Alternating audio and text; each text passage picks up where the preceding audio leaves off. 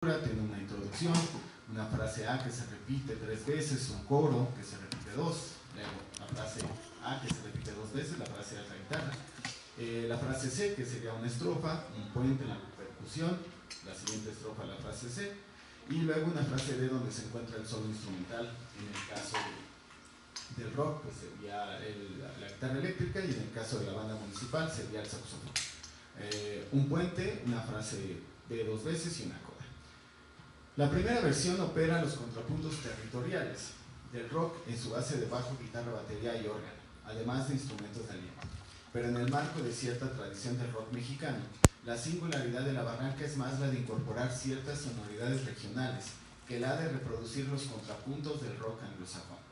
El reparto de las voces musicales en Animal en Extinción abreva de las prolongaciones musicales. Agrupar las fuerzas de las percusiones y bajo con el umbral de intensidades de las guitarras, sea en el solo de la frase D o en las escalas de la coda. El paisaje melódico que construye esta versión original es un continuo sonoro variable de espacios yuxtapuestos, música y palabra, que a pesar de su volumen aminora el caos del exterior. La segunda versión construye contrapuntos territoriales por la orquestación de instrumentos de aliento y metales. Su mayor combinatoria supone las mutaciones mediante la multiplicidad de voces instrumentales, donde unas son la respuesta de otras. Este haz de relaciones congrega las partes mediante la variación continua de la materialidad sonora de los alientos y metales en conexión con el desarrollo y flujo de la forma melódica. El territorio de esta versión reorganiza las funciones. Ejemplo de ello es la sustitución de la guitarra por el saxofón en el solo de la frase D, así como también reagrupa fuerzas y las extiende. Se cualifica la armonía rockera por el agenciamiento polifónico de la instrumentación de la banda municipal de Aguascalientes. El paisaje melódico de esta versión es el de lo trágico celebratorio. Suena a la recuperación de lo imaginario constituyente de los pueblos locales. Ahora bien, ¿cómo se desarrolla el ritornello en Animal en Extinción? Existen dos variables que actúan como fuerzas. Una desterritorializante en el caso de la música popular de la Banda Sinfónica de Aguascalientes, y una desterritorializada que es la canción de la barranca. El contenido de la versión de rock es diagramada en una conjunción expresiva de la versión sinfónica. Se trata de un movimiento general que afecta a toda la música. Un ritmo entre dos que hace pasar intensidades de un medio a otro. Las cualidades sonoras entran en relaciones móviles, donde las componentes dimensionales de los instrumentos del rock a los metales y de aliento de la orquesta revelan un intraagenciamiento, y estos realiza conexiones entre estos heterogéneos a nivel de infraagenciamiento. Si el ritornelo permanece en un estado virtual que evoca un personaje o un paisaje, los elementos vocales de la individuación subjetivada se reflejan en el conjunto instrumental y orquestal que movilizan afectos no subjetivados. La poiesis musical tiene necesidad de desembrollarla. La necesidad de un primer tipo de ritornelo donde los músicos crean perceptos del entorno para transformarlo interiormente al trabajar la materia sonora y desterritorializarla para producir un segundo tipo de ritornelo, aquel que potencia la cualidad afectiva del primero. Animal en Extinción es un ejemplo de cómo la música pop puede hacer audible el proceso sonoro, donde el rock se apoya en las melodías populares para crear poblaciones sonoras, instrumentales y orquestales que impongan un nuevo cromatismo al devenir de la experiencia musical. Gracias.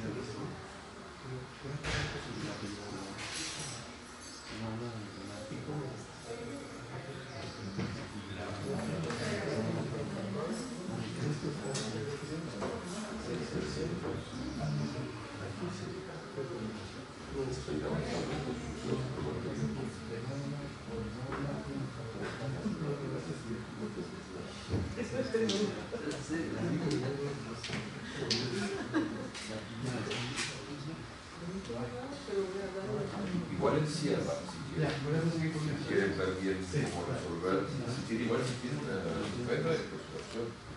Sí, el ocupar el computador.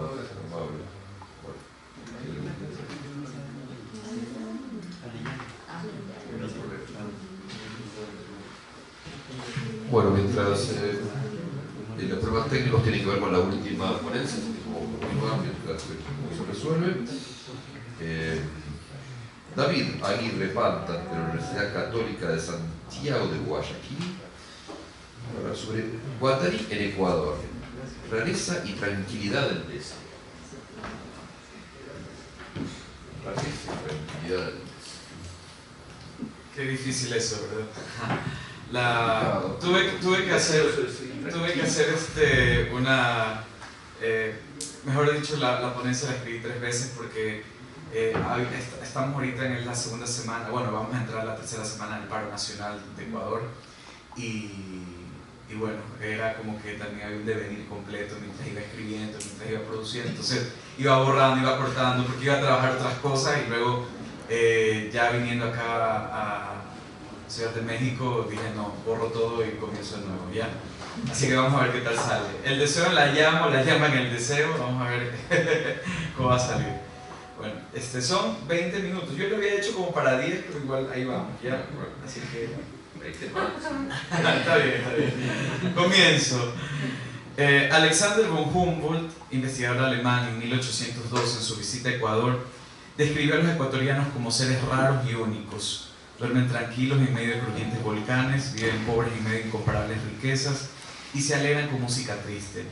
Hoy Ecuador 24, bueno ahorita estamos 27 de junio del 2022, es la tercera semana del paro nacional de la Confederación de Nacionalidades Indígenas del Ecuador, CONAIE, solicita al gobierno nacional del presidente constitucional Guillermo Lasso la reducción del precio del combustible, la garantía de los derechos laborales y un mayor presupuesto para la salud y la educación.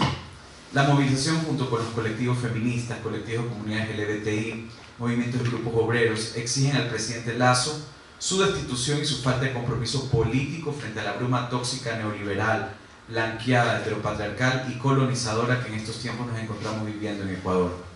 Es la segunda vez que sucede un fenómeno similar y no solamente en Ecuador. Abro paréntesis, pasó algo interesante que en el 2019 en las jornadas de Deleuze que hubo en Valparaíso, justamente también estábamos en un paro nacional. Entonces fue como muy interesante como proféticamente, oracularmente, es como que hay un retorno interesante. Parecería que Latinoamérica en la última década, 2011-2021, se da cuenta de una revuelta de movimientos contrarrevolucionarios inmersos en agenciamientos colectivos y múltiples luchas del deseo que resiste, existe y reclama nuevas perspectivas sobre el futuro que parecería que cada vez más anhelamos un final apocalíptico. Pero es imposible articular la idea de los finales si nuestros inicios ya parecen que eran finales. Como diría Zizek, más estamos conscientes de un apocalipsis que del final del capitalismo. Nos cuesta creer que existiría una pandemia, una guerra mundial, un cataclismo, pero no que en algún momento el capital pueda tener un fin. Inclusive, en su terminación habría ya una producción. Se vende la muerte y se vende el final como una solución. Leo a André Felipe en un texto que íntimamente nos ha compartido en un certificado de performatividad y dramaturgias digitales, y él desde su lugar de la dramaturgia brasilera, migrante, realiza la crítica y clínica sobre los finales o tal vez los inicios de estos nuevos tiempos que entre varias han denominado latinofuturismos. El latinofuturismo es la propuesta que diría Felipe que podría pensarse como una metodología para proponer una reorientación de esas temporalidades hegemónicas que limitan proyecciones del futuro latinoamericano en un presente lleno de crisis y de preguntas.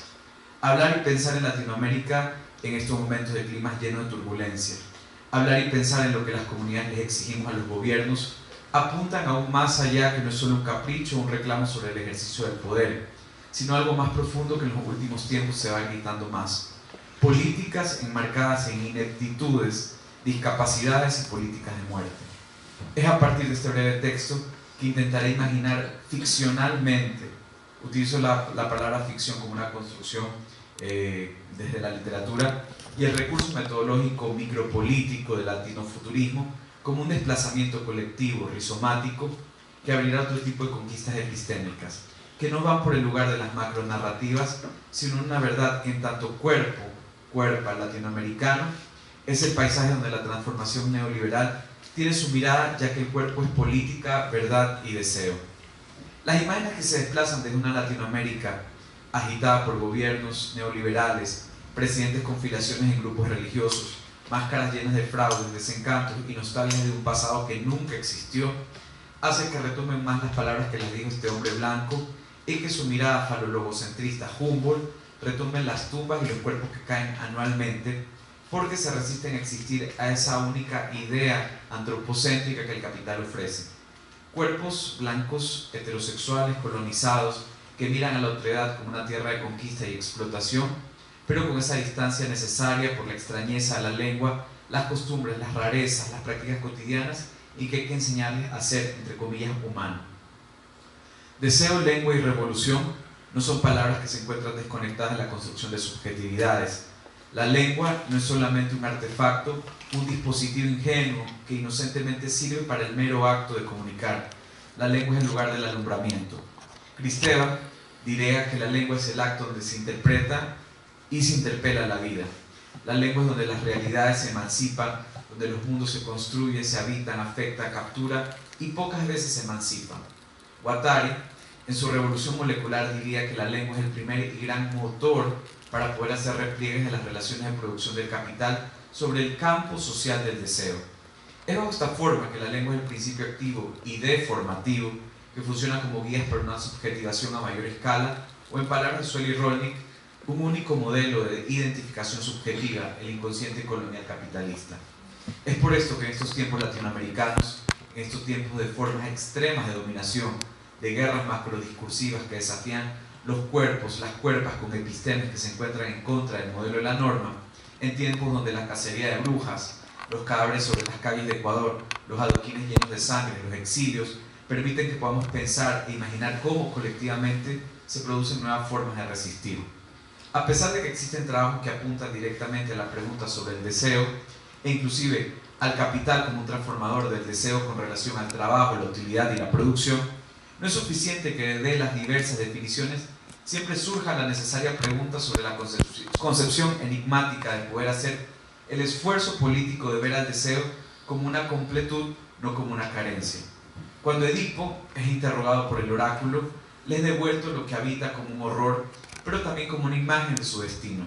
El desear implica a que pueda quedar capturado entre una falta que es la que proclama el psicoanálisis, como ese mito castración que es sometido bajo el triángulo edípico coproducción colectiva, o la otra cara que es la completud de algo que se ha venido tejiendo y que el destino tiene que aceptarse como una inmanencia. Deseo deriva del latín decidium, que representa el deseo erótico, el deseo de la vida. A su vez, este verbo declina en desidia, que es libertinaje y voluptuosidad. Aunque si vamos un poco más profundo, también se encuentra que la expresión deseo proviene de las dos voces latinas de y sidus, que significa anhelar, apetecer, lamentar la pérdida de algo. Desiderium entonces sería el deseo como una añoranza, pero el problema del mismo significante es que el deseo en su misma estructura y evolución etimológica no quedaría claro, ya que también se tiene la palabra sidus, como la estrella en la constelación, que solo en el momento que aparece podemos creer en ella. Es decir, justamente el sidus para los pensamientos latinos es la expresión que se ve cuando aparece la estrella fugaz. Solo se puede creer en la estrella fugaz en el momento en que se aparece. Desear entonces no sería un concepto que se piense en trascendentalidades, sino en inmanencias de creación, de prácticas discursivas de reivindicación y por lo tanto de prácticas que desacrediten la macroestructura del capital. Sobre todo, esta perspectiva da paso a entender de que el malestar y las batallas sociales que se van aperturando son sobre lo claro oscuro del inconsciente y que es preciso saber el alcance de las rupturas para el desarrollo de una resistencia micropolítica de invenciones y de respuestas y de creación para un devenir descolonizado de las subjetividades.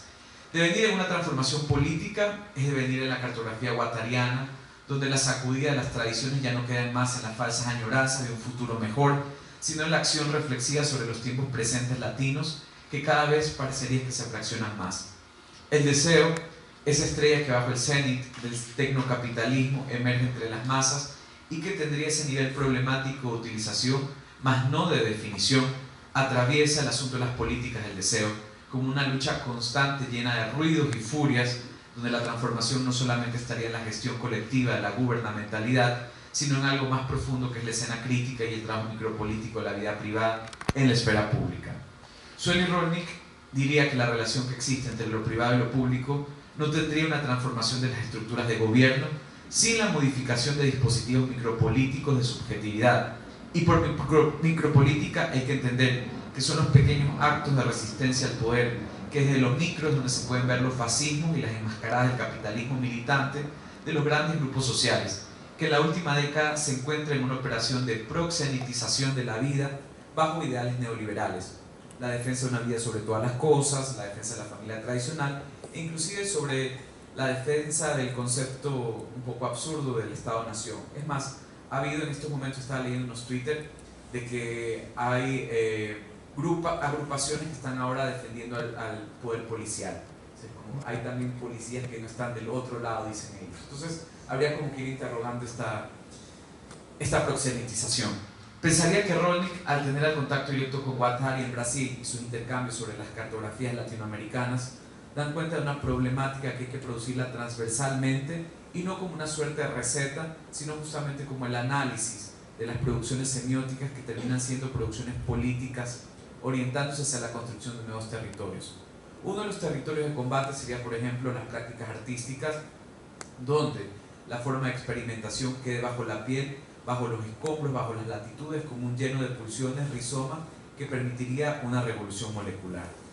Guattari junto con Deleuze construyen el concepto de máquinas deseantes, como esa idea que el deseo corresponde a un cierto tipo de producción, que el deseo no es una pulsión de la organicidad, ni algo que al ser trabajado decante como una pulsión de muerte, sino que el deseo tiene infinitas posibilidades de montaje. Utilizo la palabra montaje porque me parece que está más del lado del arte que de la construcción política como tal.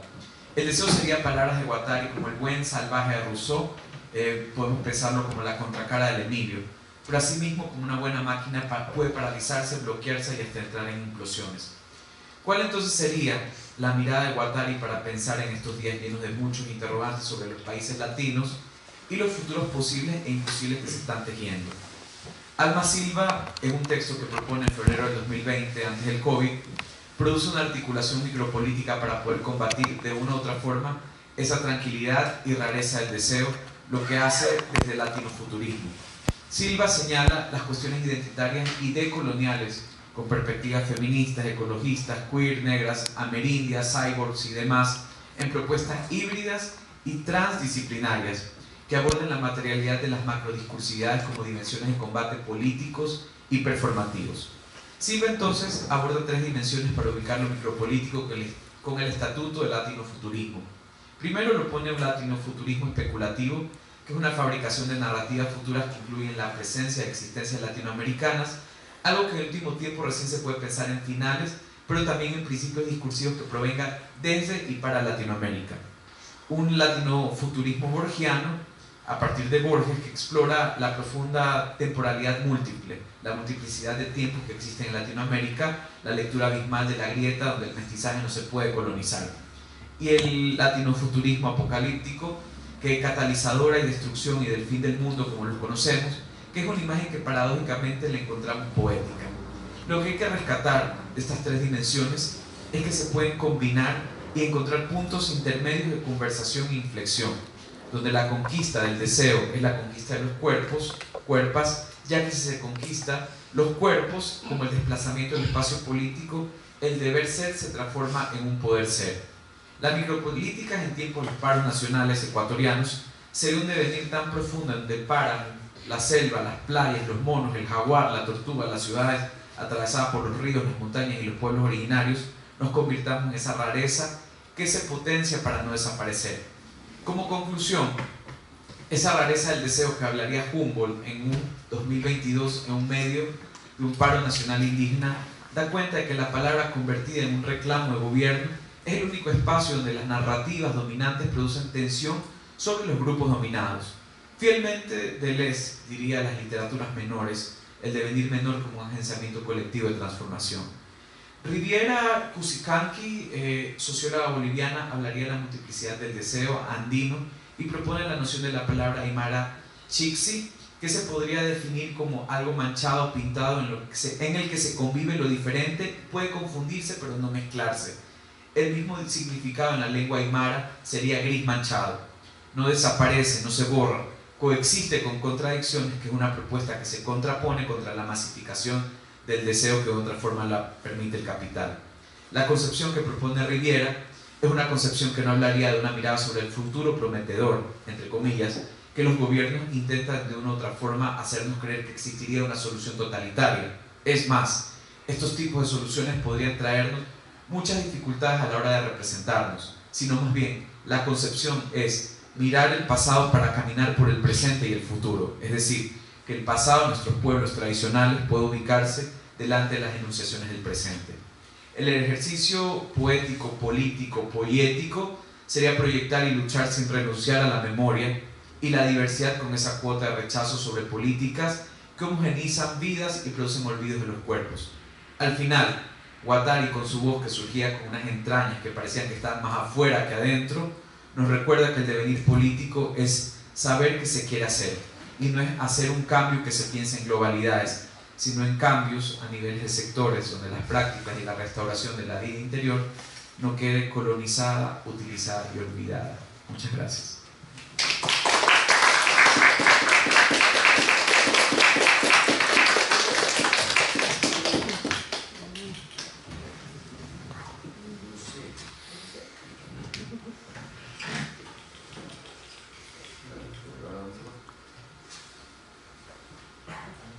Bueno, muchísimas gracias, David. Y ahora, desde Portugal, de la Universidad de Lisboa, Catarina Pombo Davais nos va a hablar sobre biopolítica y la tecnología corporal de los tatuajes.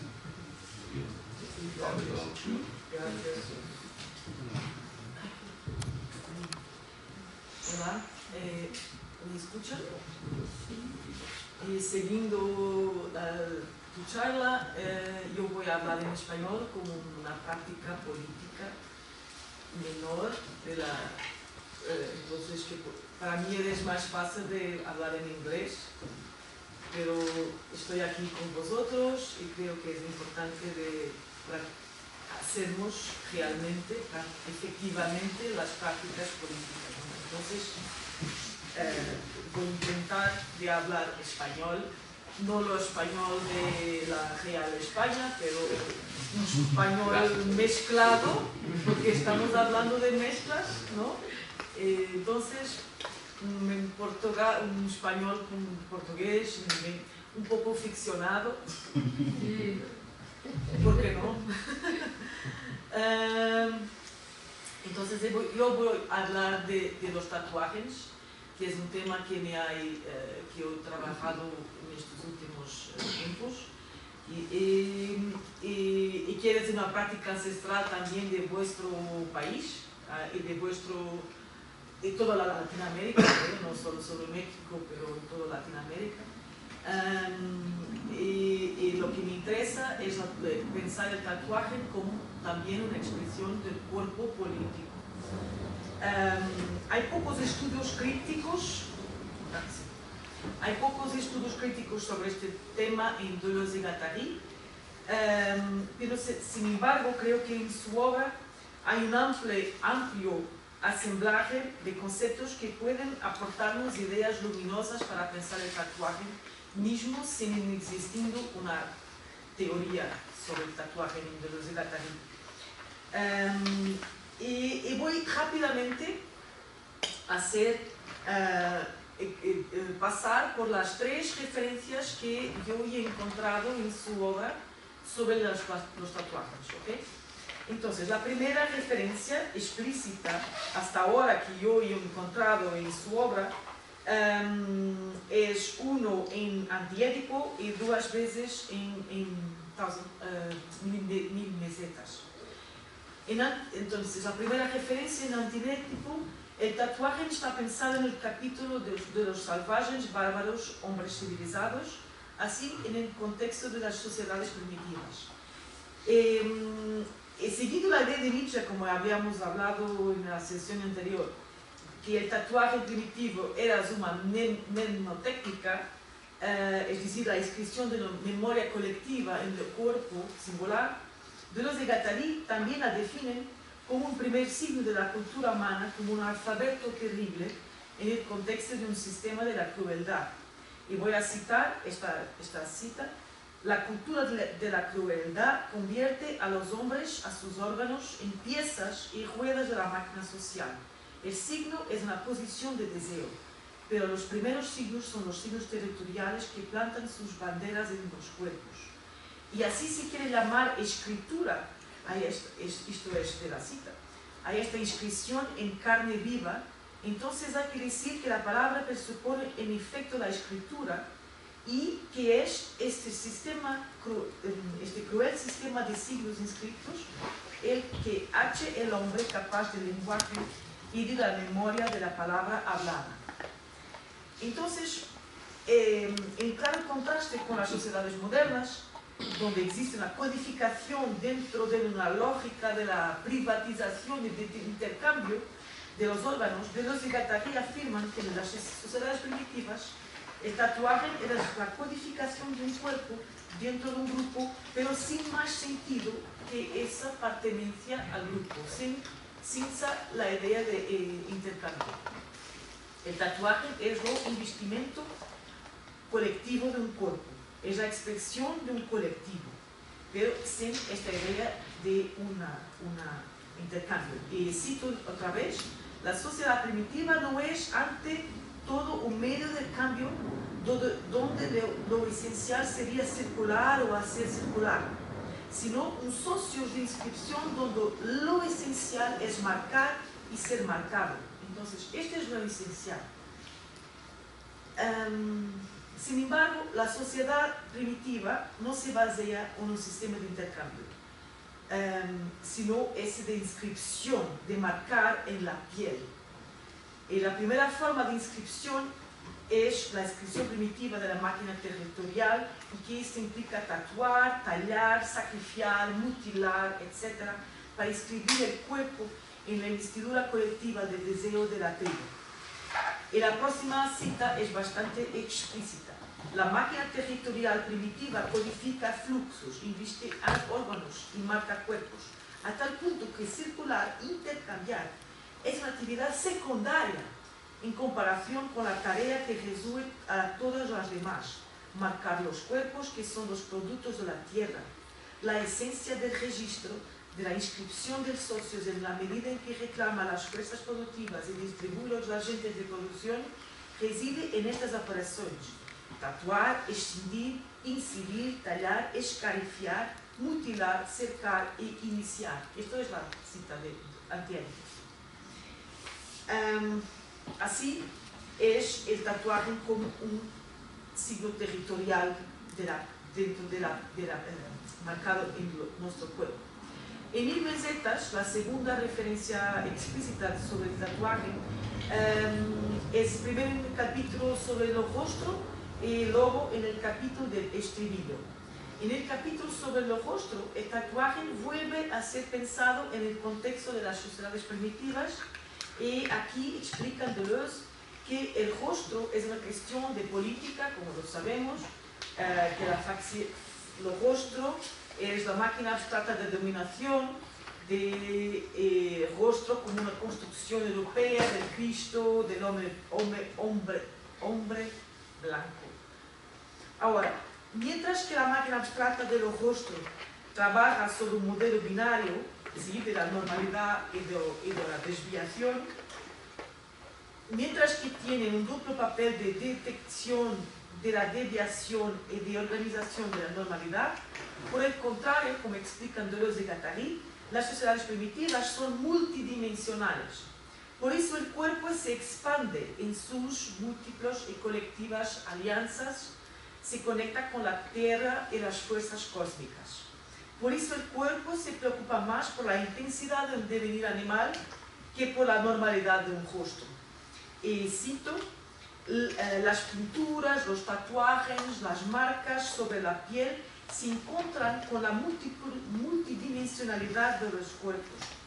Mismo las máscaras aseguran aseguran la pertenencia de la cabeza al cuerpo más que construyen un costo. Esta es la cita de Antiérico, de 1000 pesetas. La segunda referencia, en el capítulo de Estribillo, presenta el tatuaje como una marca territorial. Entonces, justo para citar la cita, el territorio es la distancia crítica entre dos seres de la misma especie. Marcar las distancias. Se trata de mantener las distancias entre las fuerzas del caos que tocan a la puerta, que sonan a la puerta. Si necesario, yo pego mi territorio sobre mi cuerpo y territorializo mi cuerpo. Entonces, yo diría que eso era una de las más fuertes definiciones de política en Deleuze y Guattari, porque en medio de la intensidad de las fuerzas que componen y organizan el mundo, frente a las fuerzas del caos, en algún punto intermedio de la mala hierba, me pongo en contacto con el territorio molecular, que es la tierra, y territorializo mi cuerpo. Entonces, si necesario, repito la cita, si necesario, tenderé mi territorio sobre mi propio cuerpo.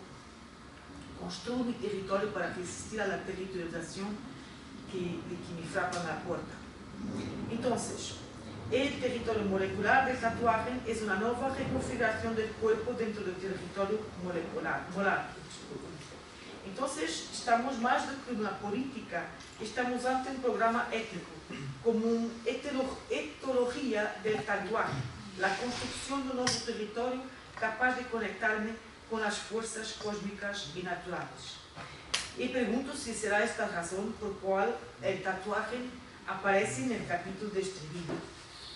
Ahora, para comprender el tatuaje tecnológico, que es un nuevo tipo de tatuaje que está siendo implementado, desenvolvido por muchos centros de investigación, y centros también militares, centros también médicos, y que está, digamos, siendo cada vez más implementada en todo el mundo.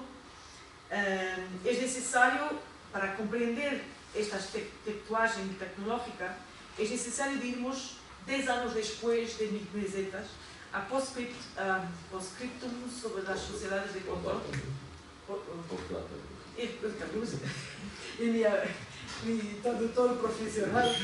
Deleuze analiza el paso de la sociedad disciplinaria, como ha descrito Foucault, y que Foucault nos ayuda muy bien a comprender el tatuaje clásico también, como que después podemos hablar de eso, que no estoy ahora en el momento.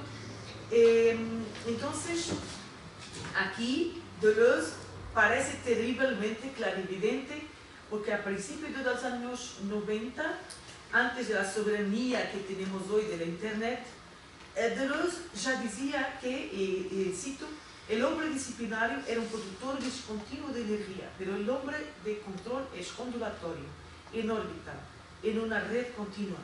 En todas partes del surf ya reemplazado a los deportes más antiguos. Entonces, los enclaves espaciales fueron cruciales para las sociedades disciplinarias, como sabemos, pero no pueden operar como regulación social en las sociedades de control, porque el espacio se ha convertido en un continuo sin fin, un espacio capitalista suave de control continuo, caracterizado por potencialidades diferenciales. En las sociedades de control, la distinción entre interioridad y exterioridad ya no puede sostenerse. La teoría de Foucault sobre el examen de los individuos, entendido como partes de masas, es ahora superada por la evaluación continua de que Deleuze y Guattari llaman los dividendos, que son los dividendos de la deuda de una masa que ahora se entiende como database, mercados, bancos, es decir, entidades controladas por los hackers, por los agentes virales, por la piratería. El espacio ya no está confinado físicamente, es un espacio fluido, inmediato. El tiempo también ha cambiado.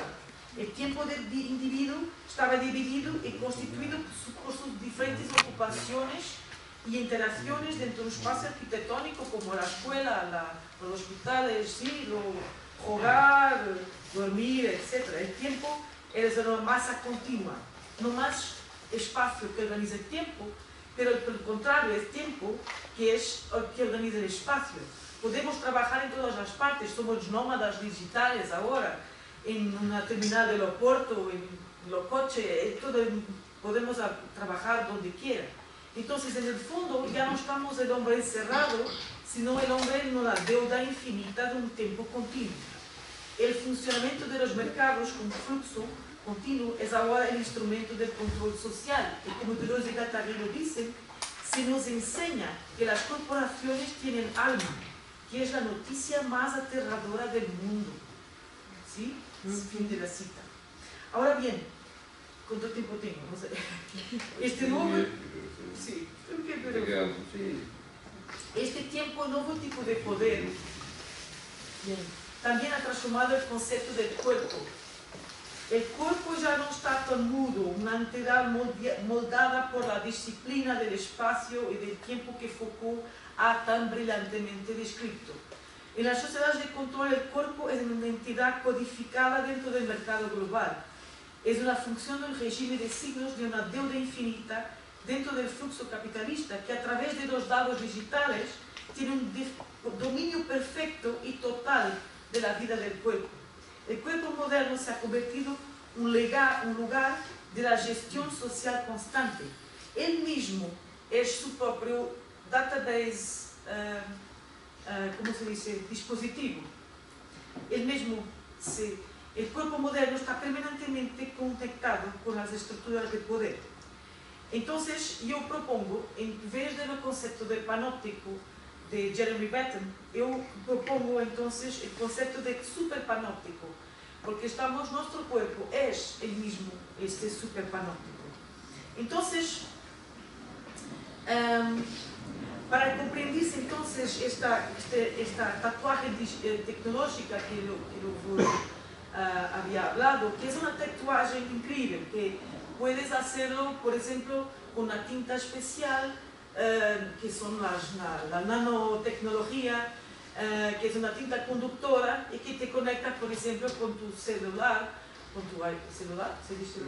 teléfono, y tú puedes pasar así, y la información que está en el tatuaje, que aparece aquí, sea como sonido, sea como una animación, pero hay también hologramas, en fin, hay todo el mundo que está comenzando, ¿sí? Porque la tecnología mañana es impensable lo que será mañana, ¿sí? Entonces, esta nueva dimensión de los tatuajes deja más claro también su estatus de cuerpo político, ¿no? Pueden tener fines utilitarios, o pueden tener una dimensión biopolítica también. Por ejemplo, pueden medir la temperatura del cuerpo, los latidos del corazón, el nivel del alcohol, la presión arterial, supervisionar el estado físico. Entonces, esta monoutilización de datos biométricos vitales que la tatuaje tecnológica permite, también es usada de una forma positiva por la medicina, que está siempre en contacto con tu médico. Pero claro que pongo una cuestión fundamental de la biopolítica, ¿no? Que está centralísima esta cuestión. Entonces,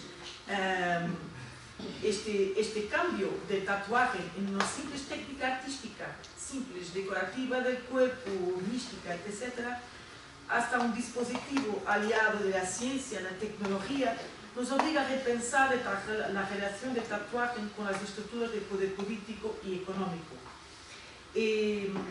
¿Cómo explicar que la estructura académica, médica, gubernamental están tan comprometidas, interesadas, se esforzando tanto en desenvolver, en desarrollar este tatuaje tecnológico? ¿Cómo explicar este cambio del tatuaje de una práctica marginal, muchas veces marginal, a un dispositivo de poder financiado, apoyado por las estructuras gubernamentales y las empresas económicas?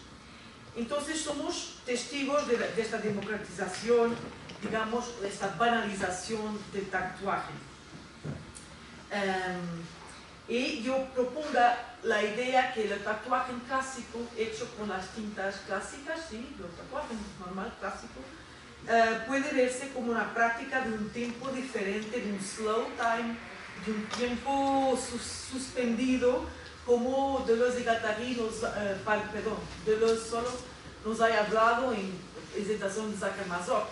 Entonces, como ese tiempo masoquista que se hace como una práctica política de un otro tipo de tiempo de cuerpo, como la dimensión estética y política. Pero entonces hay que comprender el tatuaje tecnológico ahora, ¿cómo comprender eso? ¿No? Entonces, que estoy terminando.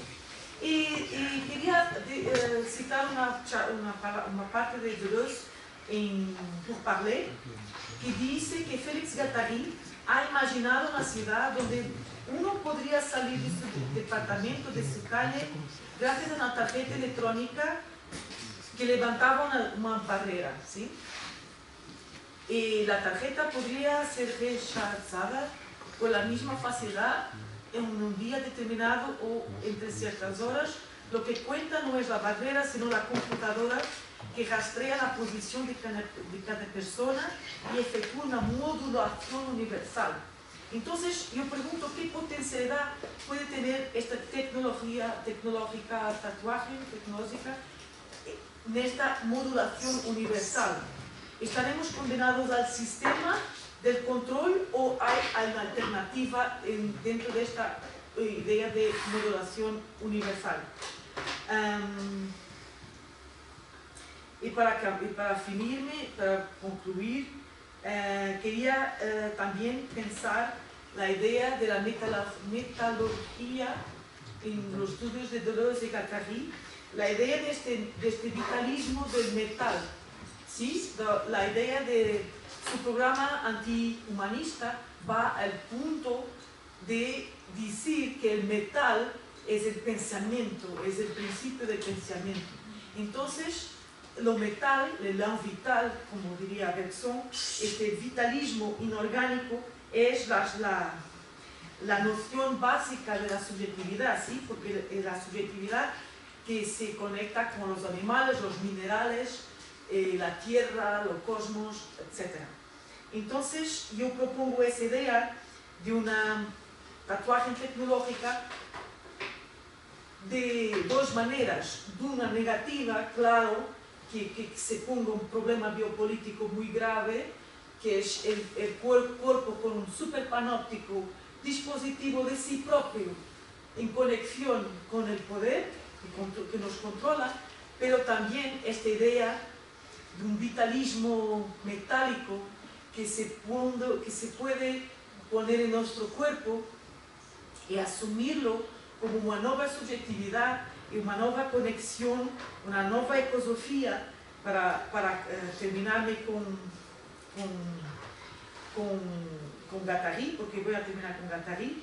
Entonces el tatuaje puede pensarse como el posible paso de una tecnología del poder, de una política de fora, hacia una técnica de yo, una ética do plin. Un tatuaje como un programa estético, ecológico y ético. Y que me termino con una cita que había aquí, que estoy en proceso, ¿sí?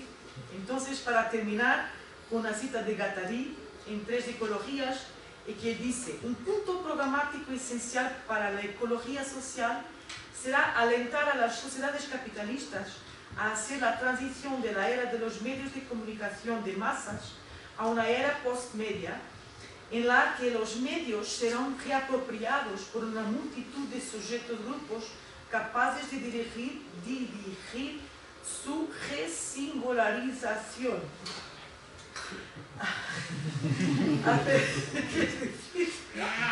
Creo que esto es la deterritorialización.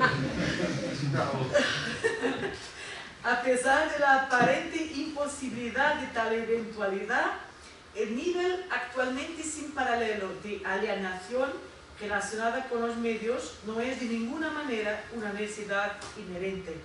Entonces, es posible de singularizar esta tatuagem tecnológica con la afirmación de este vitalismo metálico. Y me termino por aquí.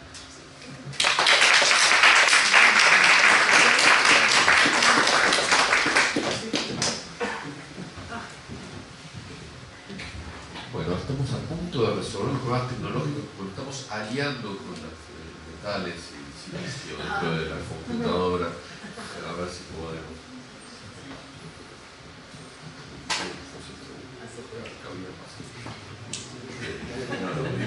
Ahora vuelve. No, yo.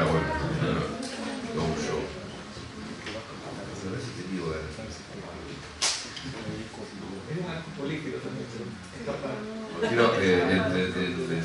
mientras continúa la mesa, quiero agradecer por el tiempo político de esfuerzo de hablar nuestro idioma, muy apreciado. Yo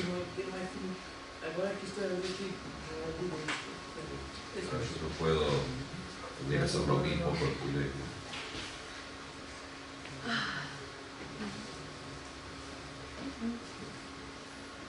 cargado de las rocas.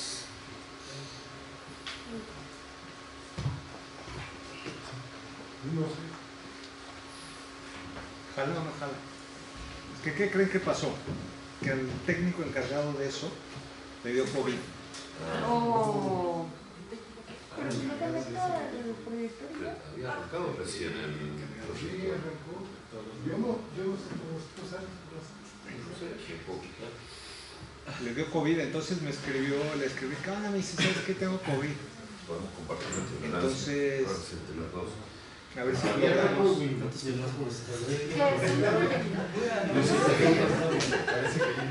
Lo tenemos en la clave. Ahora, ¿cómo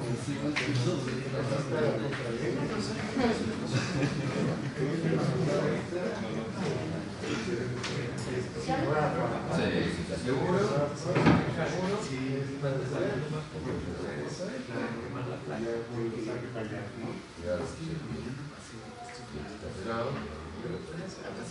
Ya abrí.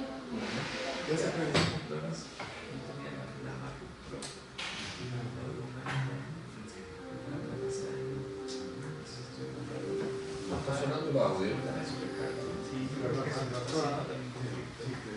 Está pasando el video. Ahí, ya se ve. Nada más abrí el coco. Un poco de luz. Dos ignorancias. Bueno, esperar. ¿Esto qué es? Danza Pero y acompaña. No, pues es un video que apareció.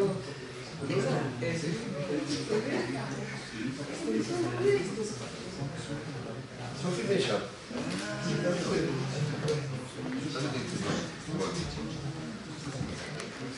Ajá. ¿Puedo cargarlo? Pero parece que sí. Hola, buen día.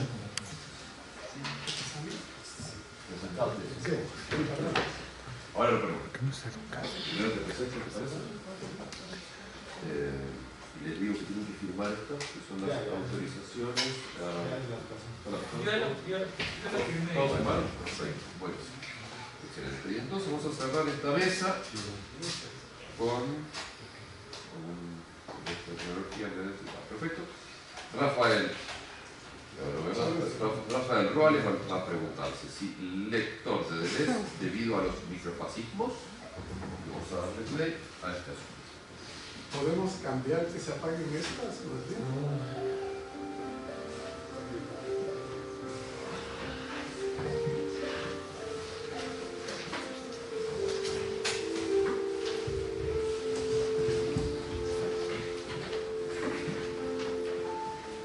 Bueno, la respuesta es que un día decidí enfrentarlos a los microfascismos, pero perdí. Además, perdí materia de mi fuerza Pero para esta pelea necesitaba buenas ideas. Solo contaba con binarismos, pocos e insuficientes universales, y se trataba de una práctica teórica. No es deshacerse de una máquina abstracta, o era como comenzar a hacerse con cuentos idóneos. Tiempo después entendí que tal pelea se llama micropolítica de resistencia.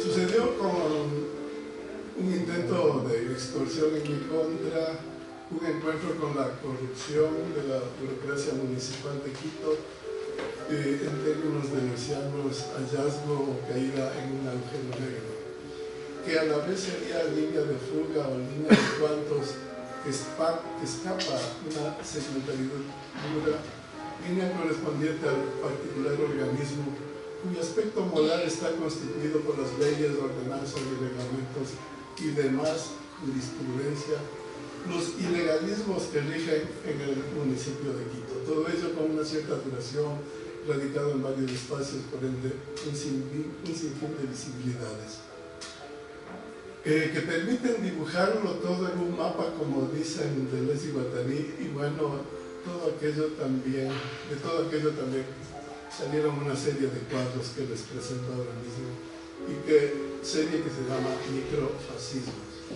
Concepto este al que llegué bastante después de este evento que relataba antes, y que aspiraría yo que estas pinturas sean apreciadas como diagrama, tal como dice Deleuze, pintar las fuerzas.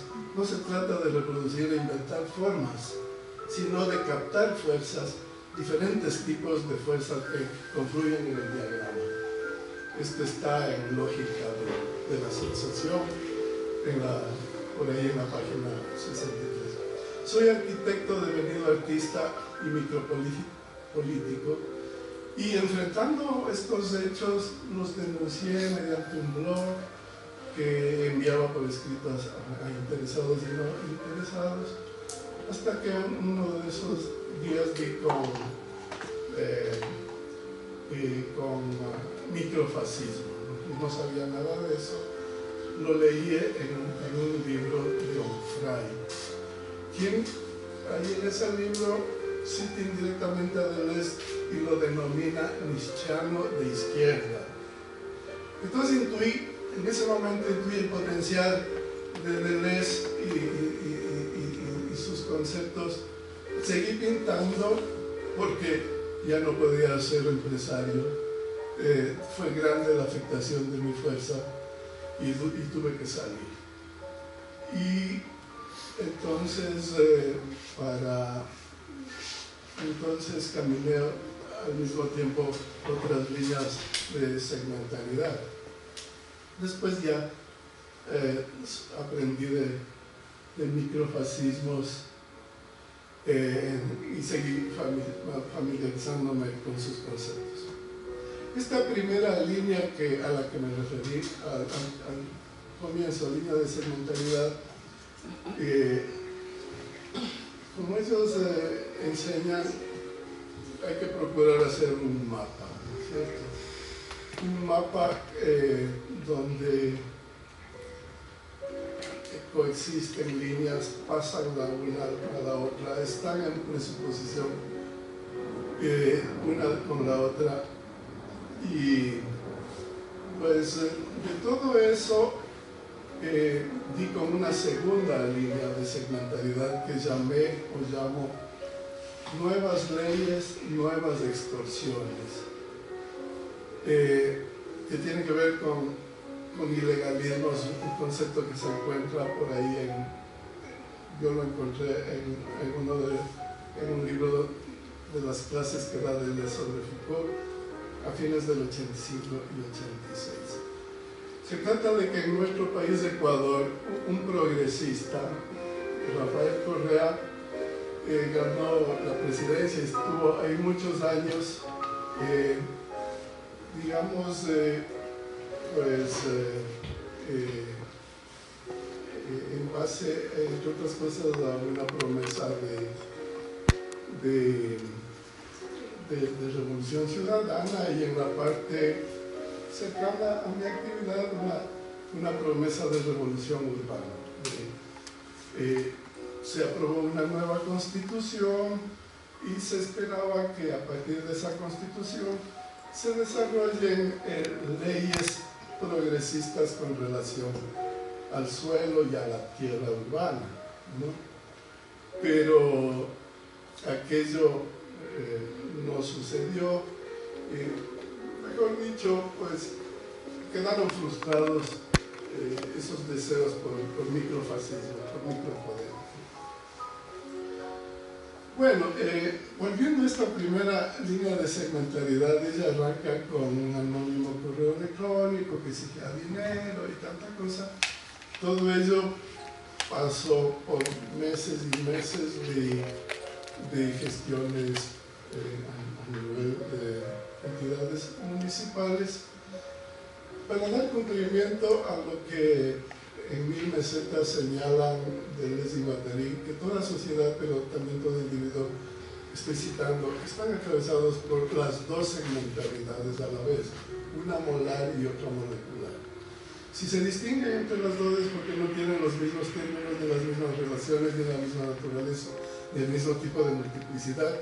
Y si son inseparables es porque coexisten, pasan la una a la otra según figuras diferentes, como entre los primitivos o entre nosotros, pero siempre en presuposición la una de la otra. En resumen, todo es política, pero toda política a la vez macropolítica y micropolítica. Pues esto pude por un lado lo descubrí, lo comprendí leyendo a Deleuze, como digo acá, ¿no? ¿Por qué leo a Deleuze? Y bueno, intentando en esta primera línea de segmentariedad identificar qué son líneas duras y líneas relativamente flexibles, llegué a comprender que la una está, digamos, manejada por ciertos funcionarios de libre remoción, los que vienen acompañando al político de turno a los municipios en calidad de alcalde o de concejales y tanta cosa. Esa le llamo yo la línea flexible, y una línea dura que se caracteriza por aquellos funcionarios que más bien tienen que ver con una actividad fija, que están bajo nombramiento y están por años en estas entidades, ¿no? Son ellos pues los que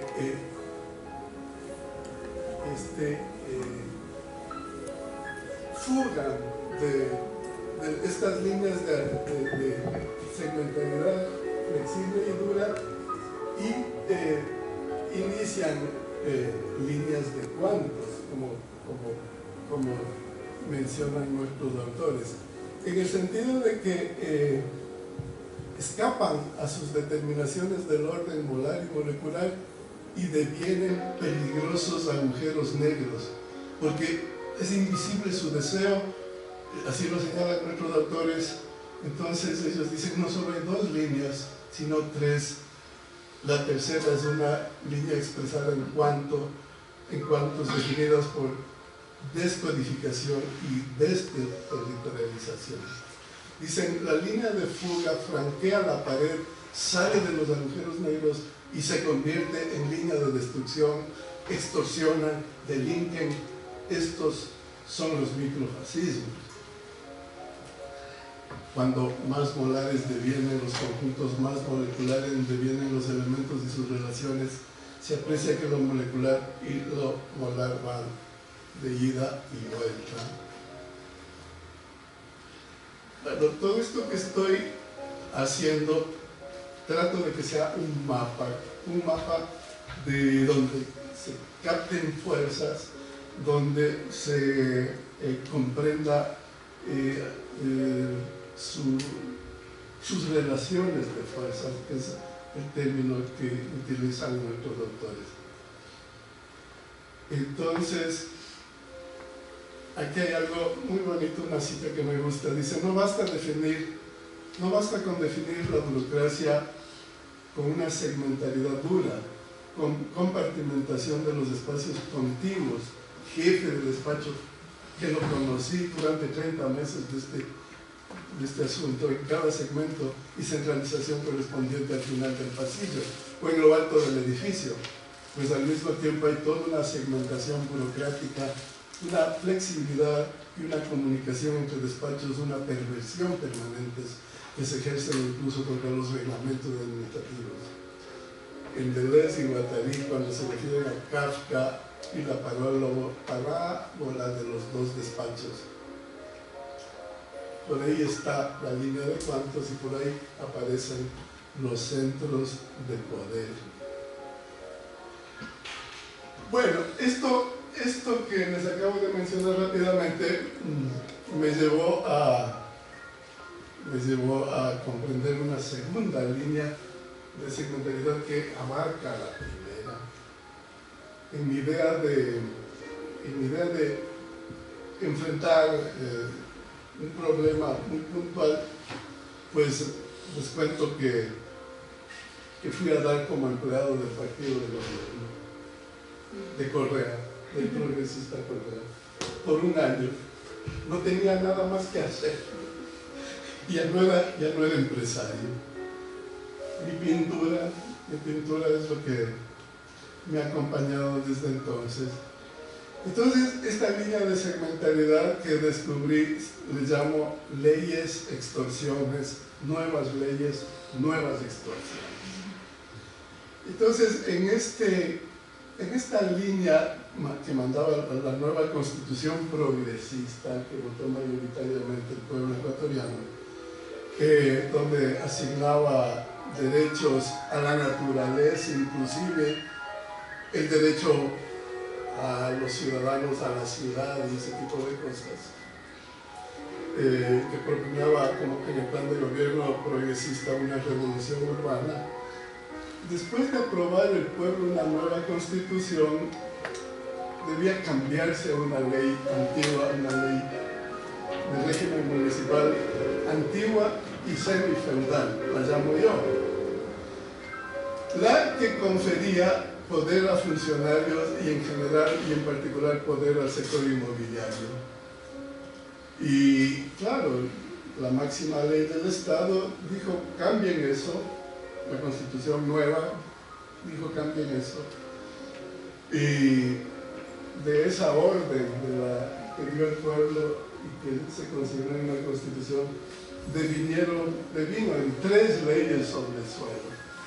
3 diferentes leyes sobre el suelo que yo identifico como una ley,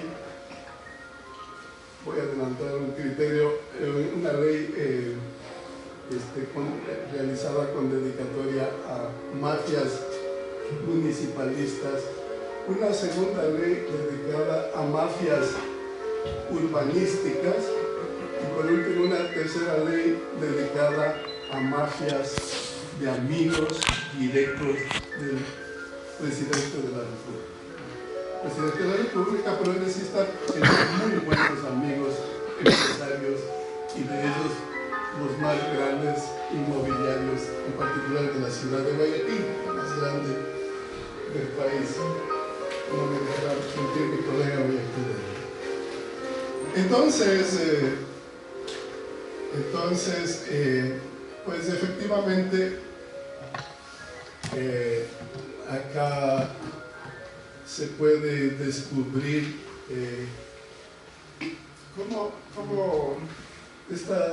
se pueden descubrir líneas de segmentalidad, asimismo duras, líneas de segmentalidad flexibles y el flujo de cuantos en esta segunda que yo le he identificado con ese nombre de leyes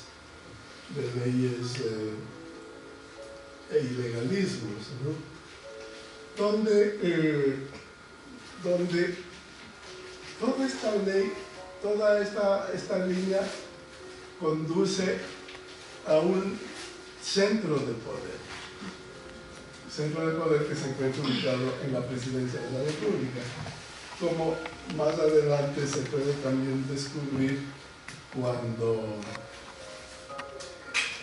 hablemos de la tercera línea de secretariedad, que la denomino secretario ejecutivo de Alianza País, que es el presidente, digamos, el empleado, el funcionario que dirigía el partido de gobierno, que me llevó a trabajar con él, ¿no? Línea donde se descubren, en esta línea de secretariedad se descubren dos cosas. Se descubre que por ahí hay una agenda propia del secretario ejecutivo.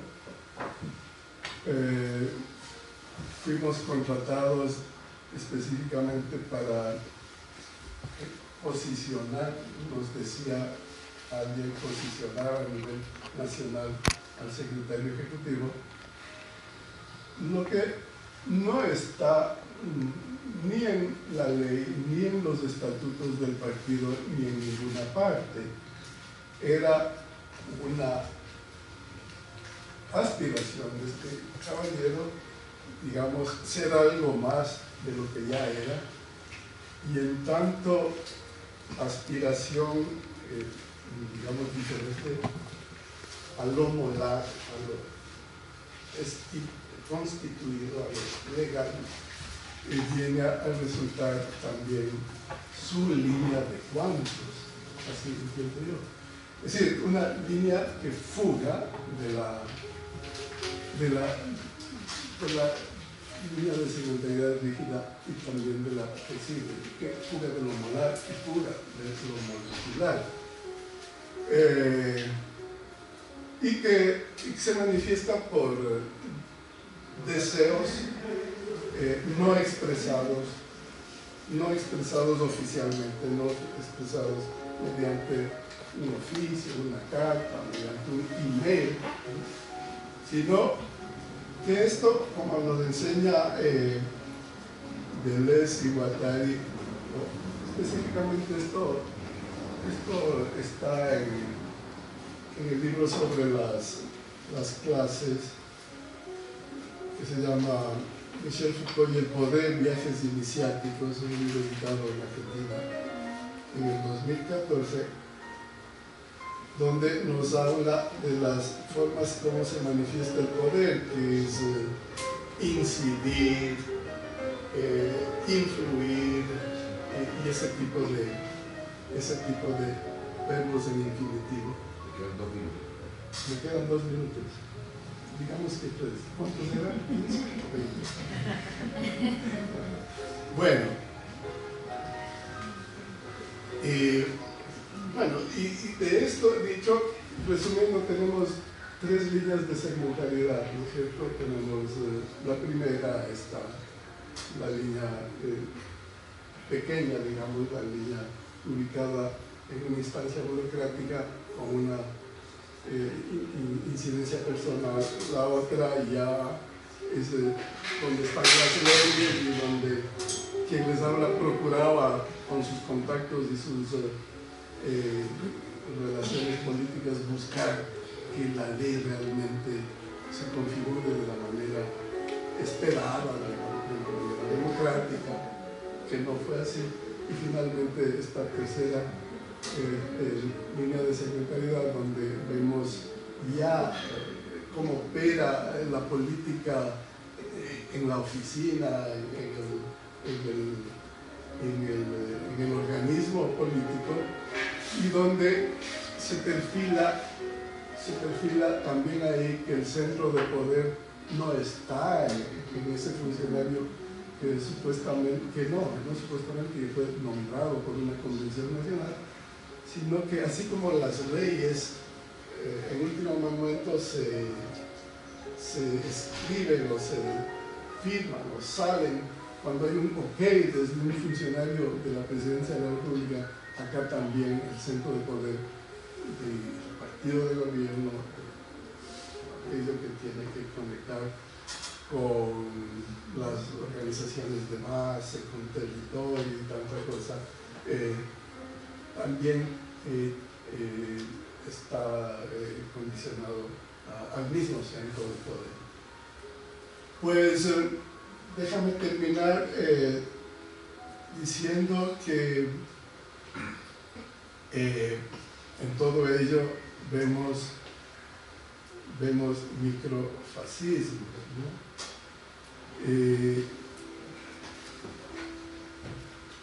Dice,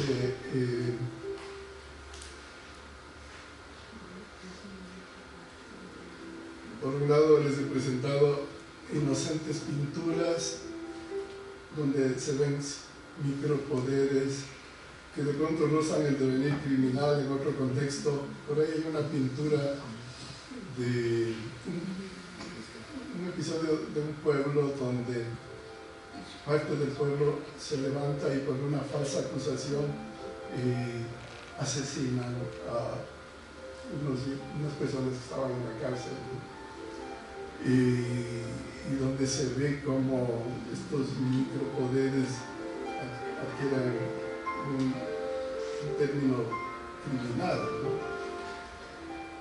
¿Cómo así inocentes y simples pobladores son capaces de llegar al crimen de sus vecinos? Y la respuesta es el camino de todos los personajes de mi obra pictórica: el médico y su micropoder, que por dinero no le importa operar a un sano y causarle problemas, quizás incluso la muerte. El vecino enojado que te da patadas y les da todo el que encuentra a su paso. También el vigilante de calles que te escucha ante el mínimo reclamo. La especificidad, esto termino, la especificidad de los microfascismos es que pueden cristalizar en un macrofascismo, pero también pueden flotar por su cuenta en la línea flexible y bañar cada célula pequeña. Estamos atrapados en 1000 pequeñas monomanías, evidencias y claridades que brotan de cada agujero negro y que ya no forman sistemas sino rumor y murmullo, luces cegadoras que confieren a cualquiera la misión de un juez, un justiciero y un policía por su cuenta. Gracias.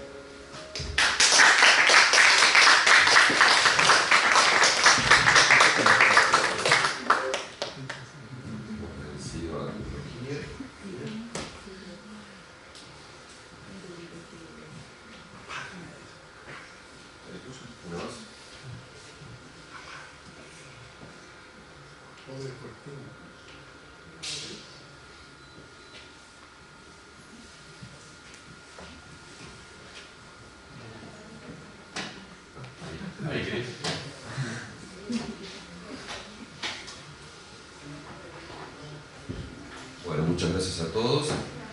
Ahora tenemos un ratito para preguntas. No sé si alguien tiene alguna consulta, inquietud.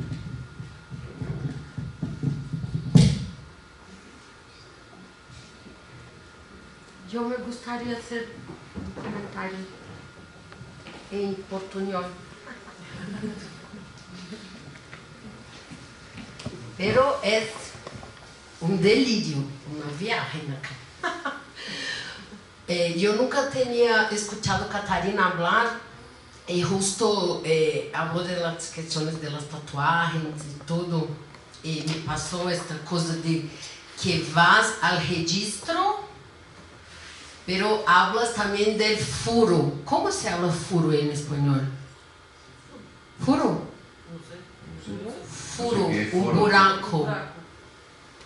Furo. The hole. El agujero. ¿Cómo? El agujero. Agujero, mismo, agujero como el concepto. Furo. Sí. Sí, Negro. furo. The void. Sí, pero sí, hablas del furo, ¿no? No queda en el registro así como un decalque, pero trae la cuestión de más allá del registro. De los peligros y también de las líneas de fuga, no sé. Eso me trae un poco sobre un pensador brasileño, un cientista ahora que se llama Siddhartha Ribeiro. No sé si los conocen. Ella es de la Universidad de Rio Grande do Norte.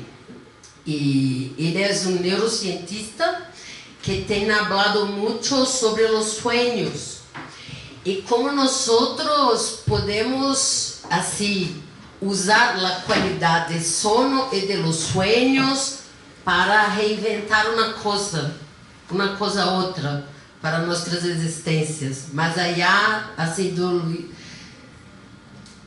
de lo insuportável que vivimos, não sei. Então, isso é uma relação desse agulheiro tuyo, sabe? Mais allá del registro.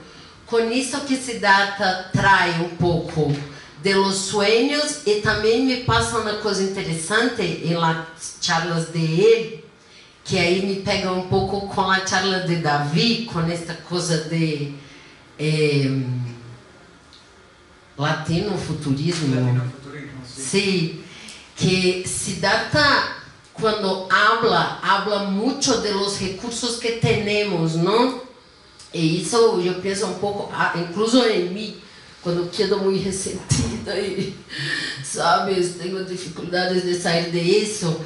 Y él tem usado su espacio de fala, de escrita, mucho para hablar de los recursos que tenemos hoy en la Tierra, en cuanto a humanidad, para cambiarnos todo así muy rápido y hacernos sabe, eso es posible, por ejemplo. Y muchas veces nos quedamos muy nihilistas y muy malos porque no sé, não hablamos mais de isso, não traemos mais isso para uma questão incluso mais allá de la imaginação, pero para o campo de ficção mesmo, sabe? Então, assim me afetaram a fala de ustedes. Gracias. El furo sin agujero. It's a void. Void. El furo es void. Agujero. Como el concepto. Sí, agujero. Buraco. Sim, porque buraco é diferente em português. É agujero, é buraco. Furo talvez seja a atividade de fazer o agujero. La perforación. La perforación, sí. O perfuro. Ay, perfuro. Sí, por ahí. Gracias. No, gracias por tu ¿Esto está hablando? Por tu comentario, que no es una cuestión, pero una partida de que tú lo has sentido o que has pensado. Frente a este problema de lo que es posible, que ha sido el problema que también habíamos hablado en la mesa anterior, creo que, siguiendo a Deleuze y Guattari, sobre todo en el último periodo de Deleuze y Guattari, después de 1000 mesetas, a partir de sus libros de los años 90, yo creo que ellos han cambiado también de esta perspectiva. Entonces, pero eso es mi forma de ver Deleuze, ¿ok? Hay un periodo político que comienza con Kafka y con Antiédipo y 1000 mesetas, pero después él va a cambiar para un programa ético. Y ahí él se confronta con el problema precisamente que no es posible más hacer lo posible. ¿Sí? Entonces, lo que es, la única cosa que es posible es una ética personal, una ética subjetiva, que claro que es universal, porque la ética es la conexión con lo universal, pero es una técnica, como Foucault diría, también una técnica de sí. Entonces, que estamos confrontados con la imposibilidad de se crear nuevos posibles. Por eso Deleuze ha creado este concepto en sus libros sobre cinema, que es el concepto de la fabulación, porque ya no hay más ficción. En Kafka, por ejemplo, todo es ficción. Él habla de la ficción, hay también la imaginación, pero después no hay más nada de eso. ¿Sí? No hay más imaginación. Pero si quedamos así, estamos muertos, ¿no? No, pero por eso tenemos la posibilidad de hacer una microética. Es la ética, decía como por ejemplo hablar aquí en español. Sí.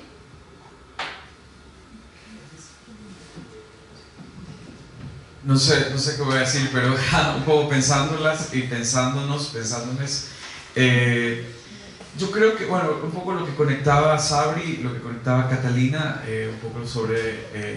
Catalina, Aquí soy Catalina, no México. ¿Cuál es su nombre? Catarina. Catarina. Claro, es Catarina. No, pero... Yo no estaba acostumbrada. No, pero está bien.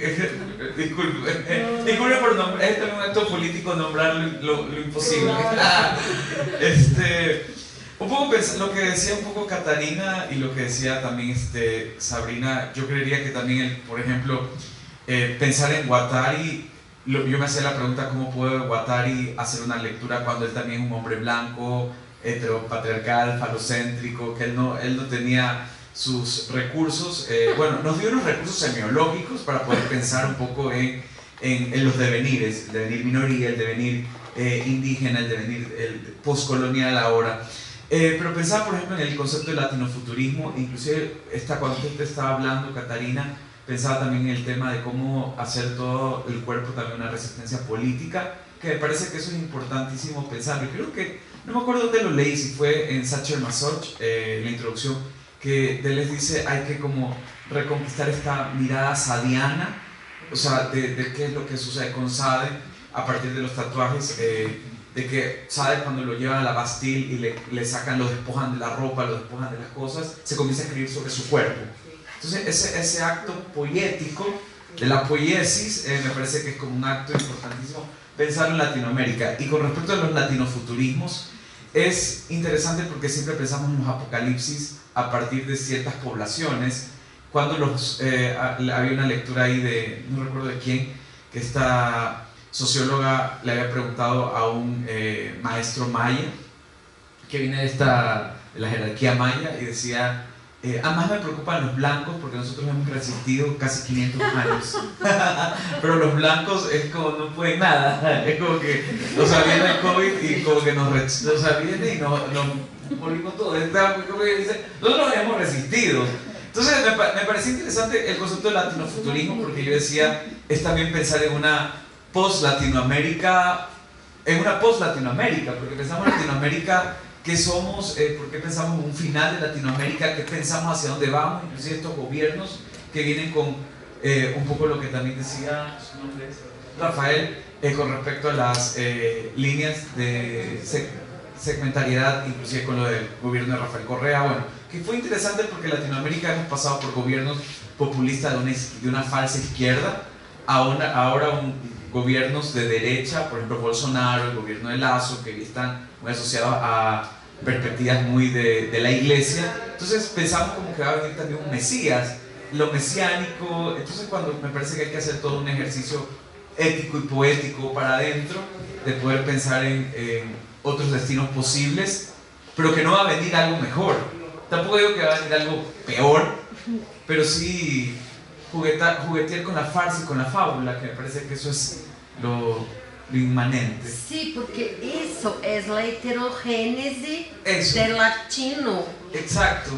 Inmanente, tanto del futuro cuanto de lo que cabe en todos esos tiempos. Pero por ejemplo aquí en México mismo, o aquí en Latinoamérica. Aquí es un gran ejemplo de eso. Que por ejemplo vamos atravesando una vía rápida con autos de lujo y al lado está la pirámide.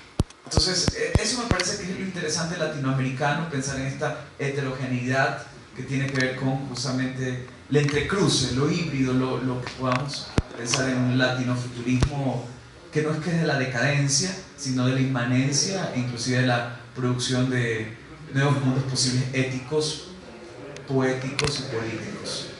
Leo, no sé. ¿Alguna otra pregunta, inquietud?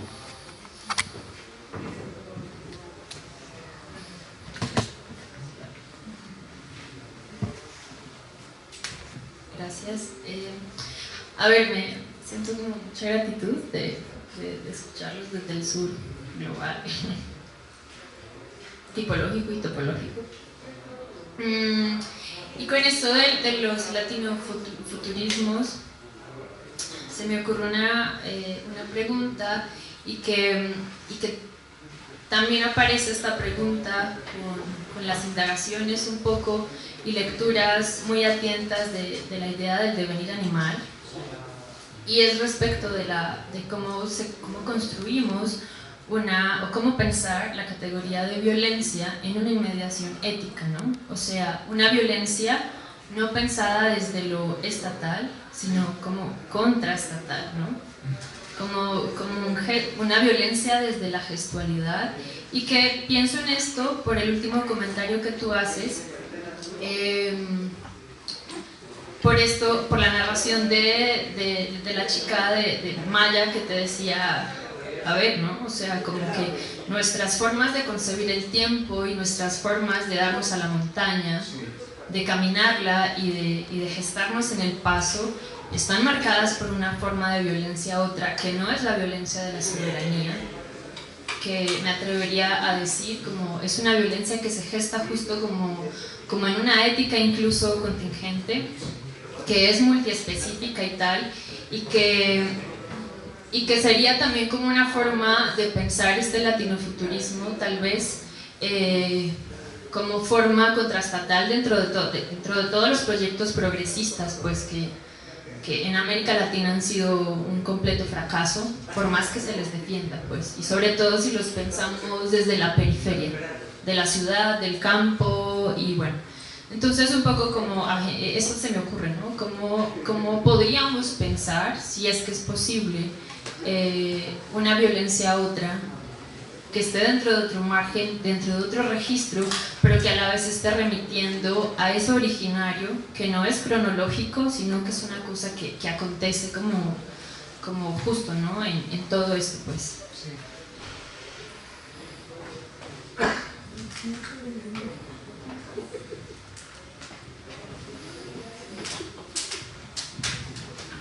Igual creo que podemos hablar sin micrófono, pero bueno, nos hace como una presencia en la voz un poco.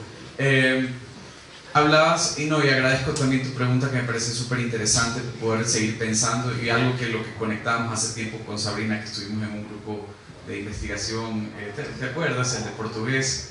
¿De Sueli? De Sueli, claro, de Sueli Rolnik. Era como una experiencia importante, interesante, porque también yo me pervertía la lengua, porque yo no hablo bien portugués, hablo muy por un portuñol bien mediocre, pero bueno, desde la farsa. El latinofuturismo lo pensaba un poco en el tema de las violencias, lo que tú decías. Bueno, creo que es interesante porque George Bataille siempre va a decir de que inclusive el acto de amar es violento. O sea, a veces pensamos que la violencia tiene siempre esa categoría negativa o categoría que tiene que ver con... y hay que también separar de la agresividad, la agresión y las violencias, pero me parece que todo afecto violenta el cuerpo.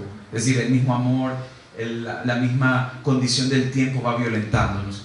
¿Cómo pensar en un futuro latinoamericano o en unos tiempos violentos que van en contrarrevolución, en contraposición a los proyectos o lo que se puede pensar como estas cuestiones progresistas de los gobiernos, de que nos lanzan como de que ya en estas próximas elecciones vamos a tener la solución o una gran solución? Bueno, yo creería, y por ejemplo con algunos amigos hicimos un pacto, casi que pacto, pero una promesa de decir ya no vamos a votar nunca más, porque parece que el sentido de la democracia inclusive ya es un gesto político, ya no votar. ¿Para qué ese voto? ¿Para quién? Cuando sabemos que la democracia no funciona, es más, realmente existiría el concepto de democracia. Entonces yo creo que hay que ir como gestando pequeñas micropolíticas que al final funcionan como con un poco de contrarrestar los microfascismos que son muy revolucionarios, porque ¿qué nos exigen o qué es lo que nos plantean los gobiernos? Una totalidad de la masa, de la subjetividad, de que hay que ser esto, de que hay que ser lo otro, hay que producir, hay que reproducir, mientras que vamos a estos tiempos del latinofuturismo pensar un poco en una contrarrevolución del final, que al final parecería que nuestros principios también son nuestros finales. Ayer hablaba con mis amigos que están acá y fuimos a las pirámides, y me acordaba de esa película Apocalipto, que tiene igual muchas fallas históricas, sociológicas, que le hizo Mel Gibson. Bueno, la hace un hombre blanco y toda esta cuestión. Me parece que también es interesante pensarlo, pero la escena final me parece interesante, que ellos terminan la batalla y vienen los barcos de la conquista española, Entonces yo decía, el inicio nuestro fue el final. O sea, el inicio de una civilización fue el final para nosotros, o el final fue el inicio. Habría que irlo pensando, pero ahora en nuestros tiempos, cómo pensar en finales que no sean, que sean apocalípticos, ¿sí? Pero no en esto, porque tampoco nos regocijamos tampoco en el nihilismo de decir ya que venga el final.